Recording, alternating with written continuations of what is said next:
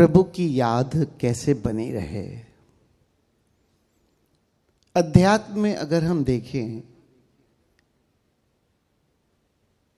तो परमात्मा और उसकी याद, इसकी चर्चा तो बहुत होती है कि बस कुछ ऐसा हो जाए कि हर सांस सांस में तेरा स्मरण चलता रहे। कुछ शायरों ने तो यहां तक कह दिया कि तुझे याद मैं कैसे करूं, तू भूले ही नहीं कि तुझे याद करना पड़े, ना विसरो ते ना याद आओ। बातें तो बहुत होती हैं, लेकिन कुछ धरती की बात करें, कुछ प्रैक्टिकल बात करें, क्योंकि बात अध्यात्म की वो होनी चाहिए जिसे हम अपने जीवन में अनुसरण कर सकें, जीवन में अपने ला सकें, जीवन जीने का एक तरीका बना सकें। एक तो प्रमुख बात यह है कि संसार के जितने रिश्ते हमारे बने हैं, मेरे देखे वो परमात्मा की छाया है। इस संसार में हमारा बहुत लोगों से ऐसा नाता बनता है कि उनका स्मरण चलता रहता है। कब? जब हम गहन प्रेम में होते हैं। ये जो प्रेम की अनुभूति है, ये हमें अपने आप स्मरण में ले जाती है। हम सब ने कभी ना कभी किसी से प्यार तो किया है, किसी न किसी रिश्ते से। और जब भी अगर उस प्यार की तुम बात करो या उसकी याद करो, तो तुम्हें जिससे प्यार होता है उसको याद नहीं करना पड़ता। कहते ख्यालों में तुम हो, विचारों में तुम हो, मन में तुम हो, बस जिधर देखता हूं तुम ही तुम नजर आते हो। और यही बातें परमात्मा के लिए भी की भक्तों ने कि बस मेरी जब निगाह उठती है मुझे हर जगह तुम नजर आते हो। एक बार ओशो से किसी ने ये कह दिया, कहा कि ओशो मैं जहां देखता हूं मुझे तुम ही तुम नजर आते हो। ओशो ने भी हंस के बड़ा सुंदर उत्तर दिया और कहा कि इस गलत फहमी में मत रहना कि तुम जहां देखते हो तुम्हें मैं नजर आता हूं, बल्कि मेरी निगाह तुम पर पड़ती है तब तुम्हारी निगाह मुझ तक उठती है। ऐसे ही परमात्मा है। हम सब यहां क्यों हैं? इतनी बड़े जगत में थोड़े से लोग, इसलिए कि उसकी निगाह हम तक पड़ गई। चाहे गुरु का हो, चाहे गोविंद का हो, कुछ कृपा हम पर ऐसी हुई कि हम यहां पर इकट्ठे हुए, कुछ चर्चा करने के लिए हम यहां पर एकत्रित हुए, कुछ ऐसा सोचने के लिए, कुछ ऐसा जीने के लिए कि बस जिससे हम उपजे हैं, जिसने हमें बनाया है, जिसके हम अंश हैं, जिसे हमने विस्मृत कर दिया इस माया में, इस जगत में, अब उसकी फिर पुनः हम याद करें। लेकिन यहां भी एक भूल हुई। बहुत सारे लोगों ने, कथाकथित साधुओं ने संसार को परमात्मा से तोड़ दिया। जैसे संसार अलग है, परमात्मा अलग है। संसार से दुश्मनी साधी, संसार के हर रिश्ते, हर प्रेम, उस सब से कहा कि जैसे मान लो कोई चीजें भटकाने वाली हैं।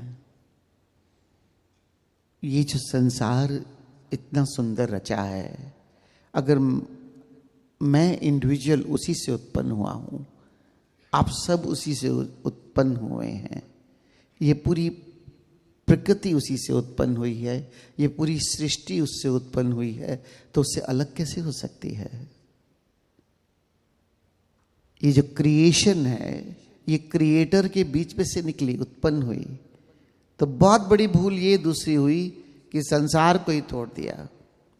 सोचा कि ये संसार भटकाने वाला है और ये परमात्मा हमें जोड़ने वाला है। अगर ये संसार भटकाने वाला होता तो उससे उत्पन्न ना हुआ होता। यहां तक कि इस भूल की पराकाष्ठा हमने अपने संबंधों से भी अपना नाता तोड़ना शुरू किया। कई लोग संसार छोड़कर जंगल चले गए, जैसे कि हर रिश्ता, हर नाता सिर्फ मुझे भटकाता है। अगर यही सच है तो फिर हम जुड़े क्यों हैं? हम यहां भी एक रिश्ते से जुड़े हैं, और वो है गुरु के प्रेम में, तभी हम साथ एकत्रित हैं। तो रिश्ता तो हम जहां होते हैं वहां बन ही जाता है, किसी न किसी रूप से, किसी न किसी तरीके से। लेकिन हम उन रिश्तों को पकड़ते हैं जो हमारे बायोलॉजिकल रिलेशंस हैं, उनको हम बहुत अहमियत देते हैं। मैंने एक दिन एक अपने मित्र से कहा, एक बात याद रखना, ये बच्चे, ये माँ बाप, ये भाई बहन, ये सब एक्सीडेंटली है। एक माँ बाप से पैदा हुए 2 बच्चे, 3 बच्चे, और भाई बहन हो गए, माँ बाप से रिश्ता हो गया। लेकिन ये जो संग होता है गुरु का, ये हमारी चॉइस से बनता है। हम एक गुरु के साथ जुड़ना चाहते हैं और हमारे हृदय उससे जुड़ते हैं। और फिर कुछ लोग जो गुरु से जुड़ते हैं वो आपस में भी एक संग की तरह जुड़ते हैं। यह रिश्ता हमारी चॉइस का है, यह एक्सीडेंट कोई नहीं है, लेकिन रिश्ता तो बना।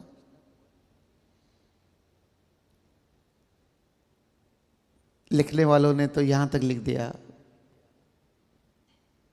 कसमें वादे प्यार वफा सब, बातें हैं बातों का क्या, कोई किसी का नहीं है झूठे नाते हैं नातों का क्या। कितना भटकाया, किस किस ने नहीं भटकाया, गीतों के माध्यम से, अध्यात्म के माध्यम से। लेकिन हमारे ओशो ने हमें जोड़ा, कहा जुड़ो सबसे इस तरह से कि दूसरा दूसरा ना रहे। अदर इज हेल, यहां दूसरा कोई है ही कौन? हर रिश्ते में मैं स्वयं को क्यों नहीं देख सकता? क्योंकि मेरे भीतर की चैतन्यता हर जगह मुझसे जुड़ी हुई है। लेकिन मैं जुड़ा क्यों नहीं हूं? क्योंकि मैं स्वयं से टूट गया हूं। अगर मैं स्वयं से टूटा रहूंगा तो मैं किसी से कैसे जुड़ सकता हूं? क्योंकि ये सबसे जुड़ने की तार मेरे भीतर से निकलकर इस विस्तार लेती है और मैं पूरे जगत से एक हो जाता हूं। और वही परमात्मा है। ढूंढोगे कहां? किस रूप में? कौन से अक्ष में परमात्मा की खोज करोगे? क्या वो भगवत्ता जिसकी हम याद में जीने के लिए यहां एकत्रित हुए, किसी एक रूप को धारण किए हुए है? इसका मतलब सीमित कर दिया उसे। चाहे हमने देवी देवताओं की मूर्ति बनाई, चाहे हमने परमात्मा की कोई मूर्त रच ली, तो क्या हमने परमात्मा को उसमें बांध के सीमित कर दिया? और अगर वो सीमित है तो फिर परमात्मा कैसा? क्योंकि वो तो असीम है। तो पहले स्पष्ट तौर पर हम ये तो समझ ले कि जिसकी याद में जीना है वो है क्या, तब तो किसी की याद में जियोगे। कि मुझे हर समय तुम्हारा ख्याल बना रहे। तुम कौन? कोई व्यक्तिवाची परमात्मा, कोई रूप धारण किया हुआ परमात्मा, या वो परमात्मा जिसका अनुभव हर जगह हर समय जब चाहूं मैं तब कर सकता हूं। ये 3 पैरामीटर्स हैं। परमात्मा का याद, उससे प्रेम उसकी चॉइस नहीं है, मेरी चॉइस होनी चाहिए। तभी तो परमात्मा है कि मैं जब चाहूं तब उसे महसूस कर सकूं, मैं जहां चाहूं वहां उसे महसूस कर सकूं। ये देशों की सीमाएं, ये आश्रम की भी सीमाएं, ये मंदिरों की सीमाएं, इन सीमाओं में बंधा हुआ परमात्मा नहीं हो सकता। मैं जब चाहूं तब, जहां चाहूं वहां। और तीसरा पैरामीटर निरंतर, कांस्टेंट। परमात्मा कभी ब्रेक्स में नहीं हो सकता कि आप कहो सुबह 2 घंटे जो उठे हैं वो तो परमात्मा को याद करेंगे, हमने अमृत वेला कह दिया। लेकिन उसके बाद दोपहर, शाम, रात, क्या उस समय परमात्मा छुट्टी पे है? या मैं छुट्टी पे चला गया हूं? ये 3 पैरामीटर्स जहां फिक्स होते हैं, समझना उससे वो परमात्मा है। और 3 पैरामीटर मंदिरों, मस्जिदों, गुरुद्वारों, गिरजाघर में कैद नहीं हो सकते। ये 3 पैरामीटर मेरे साथ हैं। मैं जहां चाहूं, जब चाहूं, जैसे चाहूं, मुझे अनुभव हो सकता है, वो परमात्मा है। और उसकी याद में मैं जीऊं तो परमात्मा की याद में जीना है। निश्चित तौर पर हम मंदिरों, मस्जिदों, गुरुद्वारे, गिरजाघर में जाकर ऐसा समझो कि पूरी इंटेंसिटी से उसे याद कर पाते हैं, क्योंकि वहां पर वैसा एनवायरमेंट बनाया।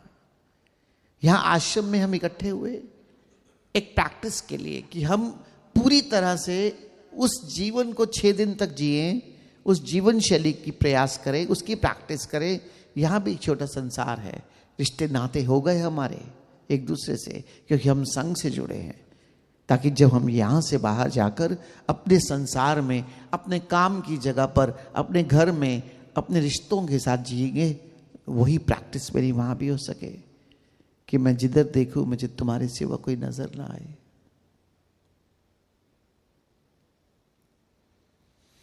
उसकी दृष्टि तो हमें पड़ गई हम पर कि हम सब यहां पर इकट्ठे हो गए। अब थोड़ा सा प्रयास, और वो थोड़ा सा प्रयास कौन सा? वो सहज प्रयास, जिससे कि मुझे उसकी याद में निरंतर मैं जी सकूं।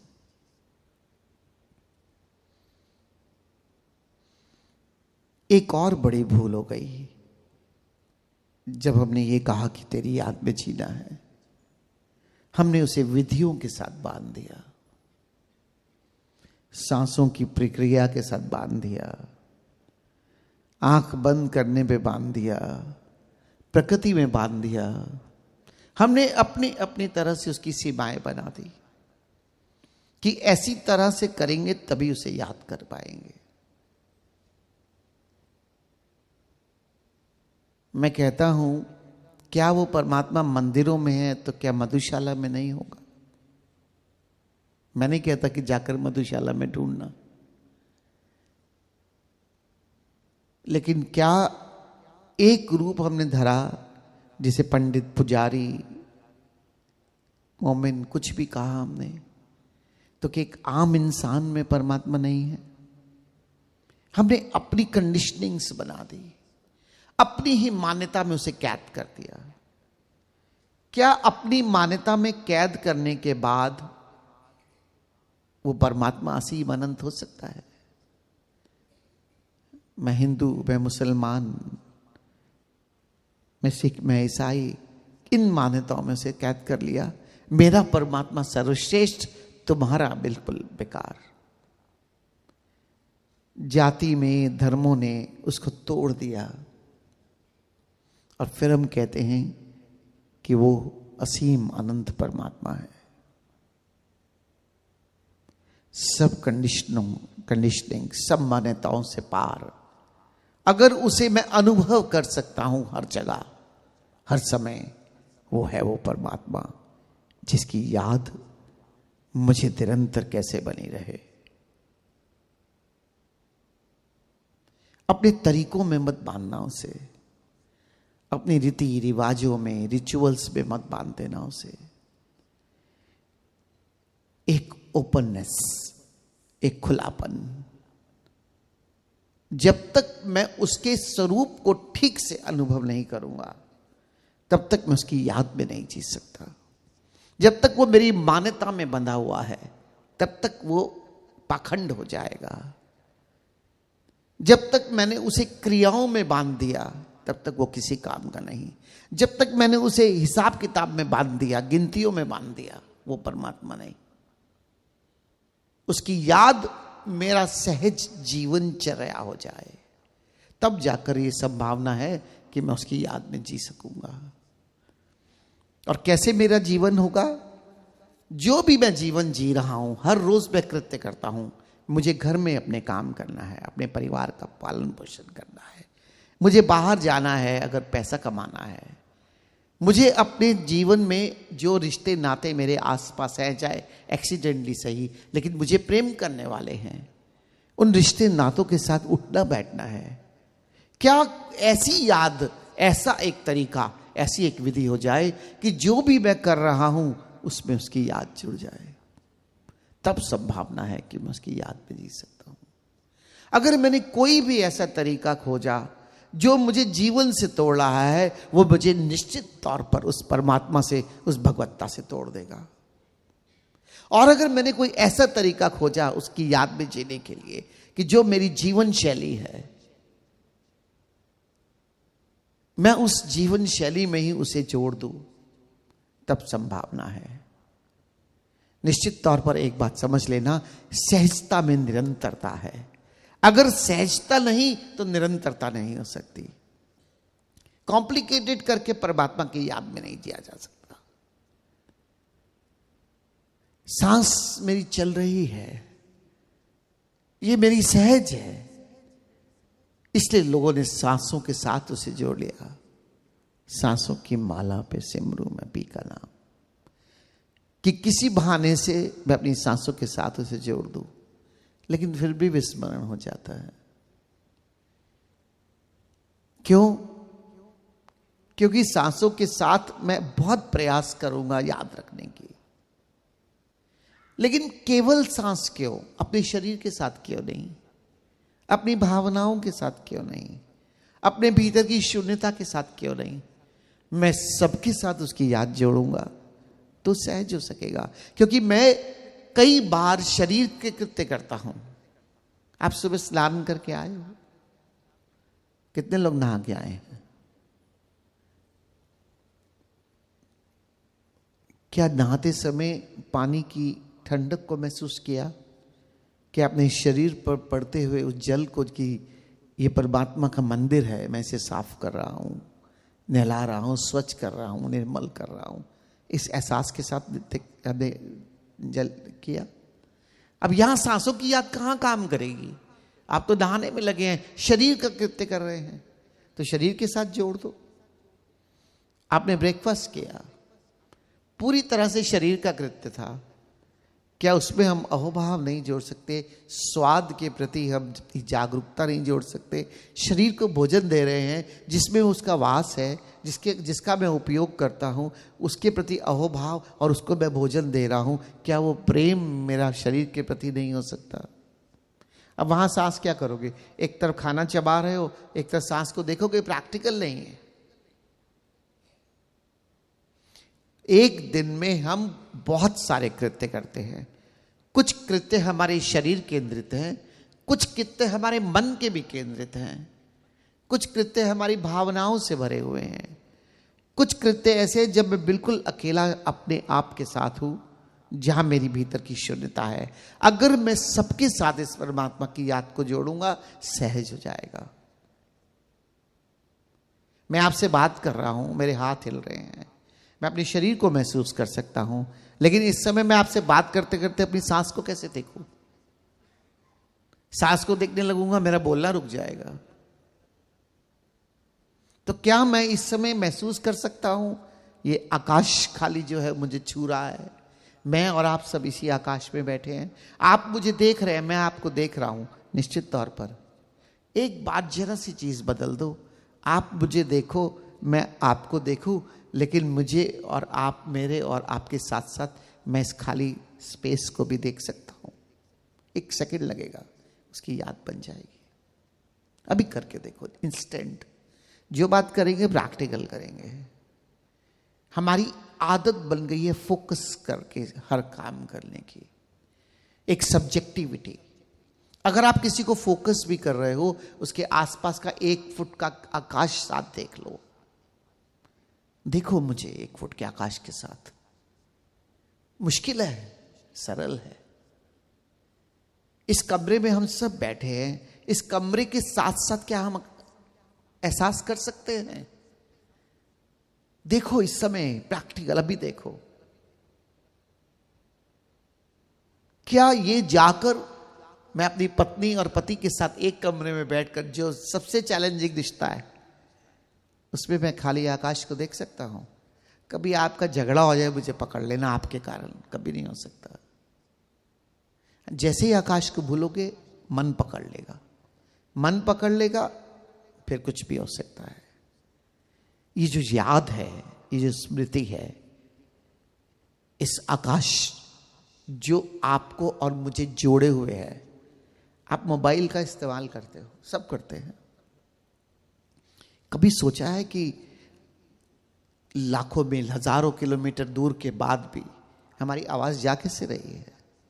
मैं यहां से बोल रहा हूं, कौन सी टेक्नोलॉजी है कि दूसरी जगह पर, दूसरी कंट्री में बैठा हुआ व्यक्ति भी मेरी आवाज सुन सकता है? कभी थोड़ा सा ख्याल करो जो हम जीते हैं, कितना आजकल मोबाइल हमारे लिए इतना ज्यादा एडिक्ट हो गए हैं उसके लिए कि उसके बिना जी नहीं सकते। और लेकिन कभी उसके बारे में सोचा है? फ्रीक्वेंसीज, ये टेलीफोन कंपनी वाली कर क्या रही है? सिर्फ फ्रीक्वेंसीज मैच कर रही हैं। एक फ्रीक्वेंसी, एक नंबर की फ्रीक्वेंसी दूसरे नंबर की फ्रीक्वेंसी, और इस हवा में, इस हवा से कनेक्टेड है। इसका क्या मतलब? ये जो हवा खाली दिखती है वो खाली नहीं है, इसमें कुछ तो है जो जोड़ रहा है। पहले तो चलो ठीक था, तारे थी तो हम सोचते थे कि तार के माध्यम से हमारी आवाज जा रही है, लेकिन जब से मोबाइल आए, कितने साल हो गए, ये फ्रीक्वेंसीज, तब भी रेडियो था। ये जो आकाश, ये जो खाली दिखता है, ये खाली है नहीं। उसे बड़ी प्यारी बात कहते हैं, कहते जिसने इस आकाश की जीवंतता को जाना, उसी ने परमात्मा की अनुभूति की। ये जीवंत है, ये जो आपको और मुझे जोड़े हुए है, ये जीवंत है। इसकी जीवंतता को अनुभव करो, अभी महसूस करो कि आपको टच कर रहा है। आपकी बाजुओं में अभी थिरकन हो जाएगी एक सेकंड में। हमारी संवेदनशीलता ही नहीं हो गई, क्योंकि ये मन हमें हमसे दूर ले गया। इसी समय महसूस करो अपनी चेस्ट, अपनी बाजुओं को, कि आकाश एक भराव है आपके मेरे भीतर, और आप देखोगे कि आपकी बाजुओं में, आपके रोए रोए में एक फीलिंग दौड़ जाएगी। कभी इसके बारे में कभी सोचा है? ये इमेजिनेशन नहीं है, आप भी फील कर रहे हो, ये इमेजिनेशन नहीं है। थोड़ा सा अपने और ध्यान, थोड़ा से आकाश। लेकिन समस्या क्या हो गई? मछली सागर में है ना, हर समय पानी में है, इसलिए पानी का एहसास खो गया। बाहर निकालो, जब तड़पती है तब उसे पता चलता है कि मैं कहां थी। हम सब इस परमात्मा के सागर में हैं, लेकिन उसका एहसास खो गया है, क्योंकि निरंतर उसमें है। और जहां निरंतर है उसी से दूर हो गए, क्योंकि उसका एहसास खत्म हो गया। इसलिए जिसकी याद में जीना है, उसके स्वरूप की बात कर लो। जिसकी याद में जीना है, वो मेरे कितने निकट है, ये महसूस कर लो। तुम पास से भी पास हो, इतने पास जितना मैं अपने पास हो सकता हूं, उतना तुम मेरे पास हो। लेकिन इस मन ने मुझे दूर कर दिया, इन धारणाओं ने, इस कंडीशनिंग ने मुझे तोड़ दिया।